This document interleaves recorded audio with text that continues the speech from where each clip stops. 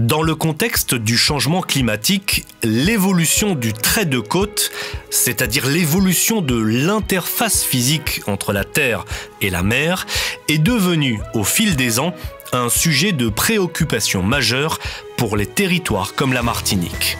Et c'est de mieux comprendre à la fois comment on mesure l'évolution de ces environnements littoraux, comment on arrive à diagnostiquer une côte qui recule, qui perd du sable, et comment derrière on essaie de planifier un aménagement du territoire plus durable et plus intelligent. L'estimation de cet aléa érosion en zone littorale s'appuie sur la connaissance de l'évolution du trait de côte. Dans la commune de Schellcher notamment, les ouvrages maritimes construits par l'homme ont parfois entraîné des effets négatifs.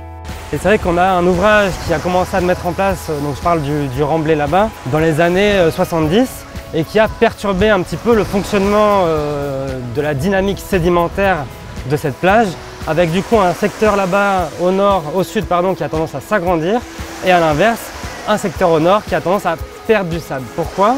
Parce que les apports issus de la rivière Cazenavire ont du mal aujourd'hui, de par la présence de l'ouvrage, à rejoindre cette portion du littoral.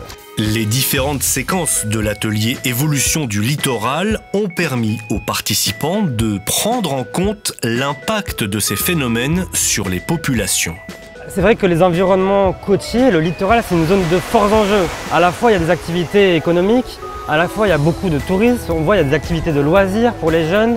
C'est aussi une zone où il y a des habitations derrière, des restaurants, beaucoup d'enjeux, mais aussi un aléa, l'aléa érosion, et donc la combinaison des deux font qu'il y a un risque conséquent sur ces environnements.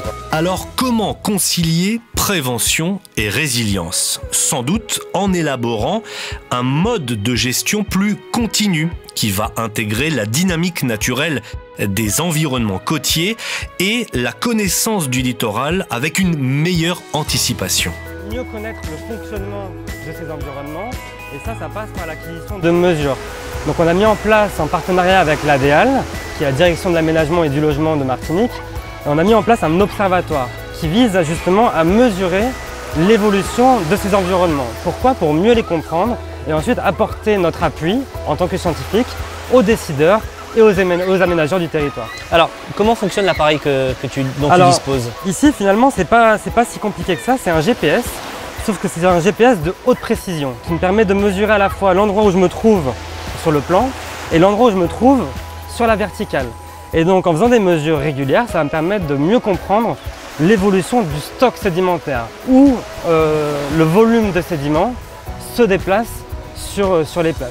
Un travail permanent, notamment pour les équipes du BRGM.